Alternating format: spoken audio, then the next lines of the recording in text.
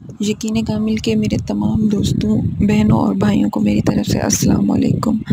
دوستو، امید ہے کہ آپ سب لوگ ٹھیک ٹھاک ہوں گے۔ جیسے کہ آپ لوگوں کو پتہ ہے کہ عید الاضحیٰ کے دن بہت قریب آ رہے ہیں، تو میں آج خاص اس حوالے سے ایک عمل آپ لوگوں کے لیے لے کے آئی ہوں، آپ کی خدمت میں حاضر ہوئی ہوں، جس کے کرنے سے آپ کی زندگی کی بہت ساری ایسی مشکلات حل ہو سکتی ہیں جو آپ کو ناممکن ہوتی بھی نظر آتی ہیں۔ تو سب سے پہلے آپ سے ایک چھوٹی سی ریکویسٹ ہے کہ آپ نے اگر ابھی تک ہمارا چینل سبسکرائب نہیں کیا تو آپ گھنٹی کے بٹن کو دبا کر ہمارے چینل کو سبسکرائب کریں، تو پھر ہم اپنے وظیفے کی طرف بڑھتے ہیں۔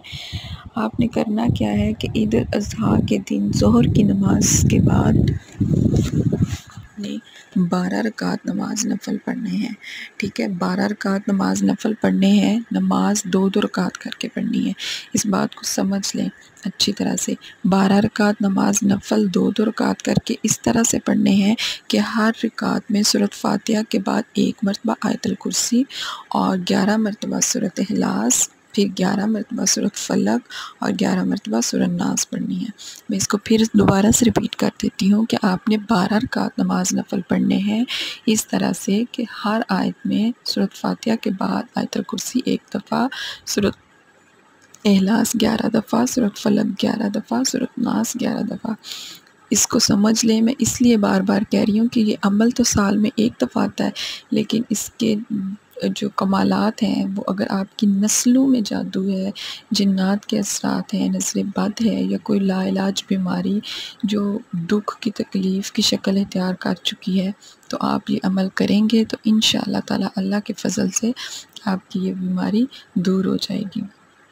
تو آپ اس کو غور سے ایک دفعہ پھر سن لیں، میں پھر دوبارہ سے آپ کو بتاتی ہوں کہ آپ نے سورۃ فاتحہ کے بعد آیت الکرسی 1 مرتبہ پڑھنی ہے، سورۃ اخلاص 11 دفعہ پڑھنی ہے، سورۃ فلق 11 دفعہ پڑھنی ہے اور سورۃ ناس بھی 11 دفعہ پڑھنی ہے۔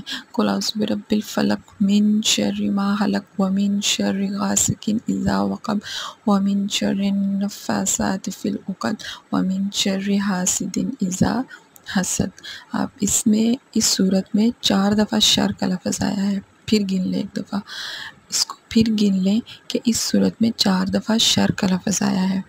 مشرق، مغرب، شمال، جنوب، آفت چاہے مشرق سے آئے، آفت چاہے مغرب سے آئے، آفت چاہے دائیں سے آئے، آفت چاہے بائیں سے آئے۔ اس عمل کو کرنے سے آپ کی مشکل حل ہو جائے گی۔ اس میں اب ایک حصہ رہ گیا ہے، کیونکہ عرشوں سے تو رحمتیں آ رہی ہیں نا، اللہ کی توجہ آ رہی ہے، اللہ کا فضل آ رہا ہے عرشوں سے، تو اس زمین کا حصہ ایک رہ گیا ہے، وہ اگلی صورت میں آئے گا، سورۃ قل اعوذ برب الناس میں۔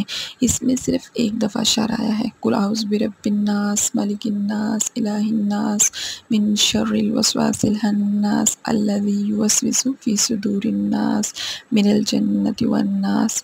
یہ زمین کے اندر کی چیزیں ہیں، سانپ، بچھو، جنات جو ہماری قبروں میں ہوں گے، ٹھیک ہے؟ اس عمل کو کرنے سے آپ کے یہ سارے قبر کے عذاب بھی ختم ہو جائیں گے۔ اس بات کو سمجھیں۔ چلیں ٹھیک ہے، میں آپ سے ایک سوال پوچھتی ہوں کہ ہم تو وظائف کرتے ہیں، ہم تو دعائیں مانگتے ہیں، لیکن ہمارے نبی سے زیادہ کوئی وظیفے کر سکتا ہے؟ ہمارے نبی سے زیادہ کوئی ذکر کر سکتا تھا؟ ہمارے مولا سے زیادہ کوئی اللہ کا ذکر کر سکتا تھا؟ نہیں نا۔ کیوں؟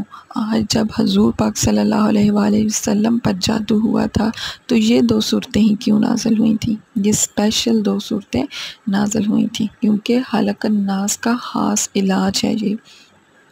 وہ یہ اس لیے اترا تھا کہ اللہ تعالیٰ نے اپنے حبیب کو یہ ٹوٹکا دینا تو انہوں نے پوری دنیا کو تھا، ٹھیک ہے؟ یہ خیال کریں، کیونکہ یہ بات بھی کہی گئی ہے نا، اور آبزرو بھی کہی گئی ہے کہ جب حسد بڑھ جائے گا، جب دل میں بغض رکھا جائے گا، جب کسی کا پہنا، کسی کا کھایا، کسی کا پیا، کسی کا اوڑا آپ کو اچھا نہیں لگے گا، تو پھر ایک وار ہوگا۔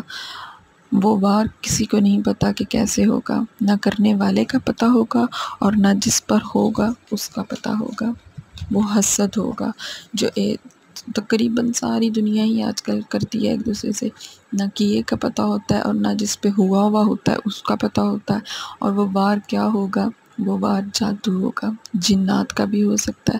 تو یہ عمل سال میں ایک دفعہ آپ کو اس کا موقع مل رہا ہے، تو آپ نے یہ 12 رکعت نفل اس طرح سے پڑھنے ہیں کہ ہر رکعت میں آپ نے سورۃ فاتحہ کے بعد آیت الکرسی ایک دفعہ، سورۃ فلق، سورۃ ناس اور سورۃ اخلاص 11 دفعہ پڑھنے ہیں۔ اور جب آپ نے یہ 12 رکعت نماز نفل پڑھ لینی ہے تو اس کے بعد آپ نے 11 دفعہ درود شریف پڑھنا ہے اور اللہ تعالیٰ سے گڑ گڑا کر اپنی مشکلات، اپنی زندگی کی ناکامیوں، جادو، پریشانیوں سے معافی مانگنی ہے۔ اللہ تعالیٰ سے یہ دعا مانگیں اور اپنی مشکلات کا حل کروائیں۔ شکریہ۔